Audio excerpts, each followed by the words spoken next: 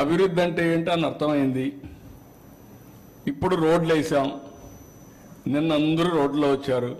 Last year గుంతల్లో ఉన్నారు. కనపడలేదు difference. Development కాదా అది? పోలవరం శ్మశానం అన్నారు. ఇప్పుడు పోలవరం ట్రాక్ చేశాం, పనులు పెట్టాం, భూమి విలువ పెరగల. రేపు రాబోయే రోడ్లన్నీ వేస్తే ఆటోమేటిక్గా ఆస్తి విలువ పెరుగుతుంది. హైదరాబాద్ ఎట్ట పెరిగింది? సేమ్ థింగ్ కదా. 1,00,000 రూపాయల ఆస్తి హైటెక్ సిటీ దగ్గర నా కళ్ళ ముందరనే కొన్ని రోజులు పోతానే అది 1 కోటి అయింది. 1 కోటి 40 కోట్లు అయింది. 40 కోట్లు 100 కోట్లు అయిపోయింది ఎకరా. That is wealth creation. ఎందుకు పెంచారంటే అది వితండవాదం.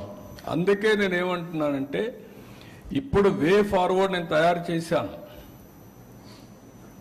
ఏ సెక్టర్లో ఏం చేయాలనో నిర్దిష్టమైనటువంటి పాలసీలు తీసుకొచ్చాను. 22, 23 పాలసీలు తీసుకొచ్చాను.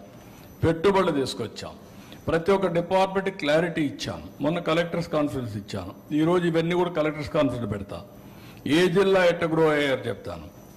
చెప్పిన తర్వాత వాళ్ళు ప్రిపేర్ అయ్యి రమ్మంటాను. రైట్ మ్యాన్ రైట్ ప్లేస్లో పెడతాం. వాళ్ళకి ఎడ్యుకేట్ చేస్తా. ఎడ్యుకేట్ చేసి నేను అనుకున్న లక్ష్యాలను నెరవేరడం కోసం ప్రతి ఒక్కరిని డ్రైవ్ చేస్తాం. మినిస్టర్స్, సెక్రటరీస్, కలెక్టర్స్, అడ్మినిస్ట్రేషన్ మొత్తం. అప్పుడు సాధ్యం అవుతుంది. నేను ఒక్కడే చేస్తే కాదు, ప్రజలు కూడా చేస్తాం. ప్రజలకు ఏం చెప్పారు? నన్ను నమ్మారు. ఏమని నమ్మారు?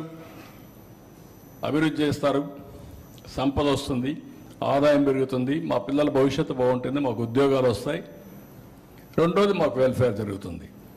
ఇప్పుడు నేను ఇది 58 లక్షల రూపాయలు ఆదాయం వచ్చిందనుకో, ఖర్చు పెడతారు కదా. పెడితే ప్రభుత్వానికి ఆదాయం వస్తుంది కదా. మళ్ళీ ఆ డబ్బులు ఎవరికి ఖర్చు పెడతాం? పేదవాళ్ళకి ఖర్చు పెడతాం. It is a cycle.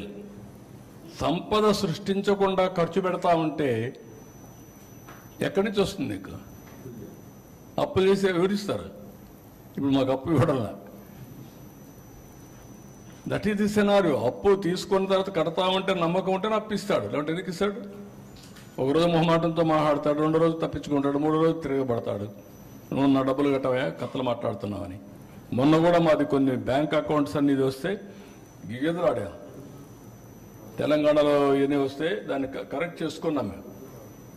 This are all the problems. ఎప్పుడు నేను చెప్పేవాడిని, బ్యాంకుల్లో అప్పు పుట్టాలంటే, డబ్బులు రావాలంటే, తక్కువ వడ్డీ రావాలంటే విశ్వసనీయత ముఖ్యం, క్రెడిబిలిటీ, రేటింగ్ ముఖ్యం. అది స్టేట్ గవర్నమెంట్కి కావచ్చు, కంపెనీకి కావచ్చు, వ్యక్తికి కావచ్చు.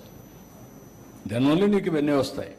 So this is where everybody 13 లక్షలకు ఆగిపో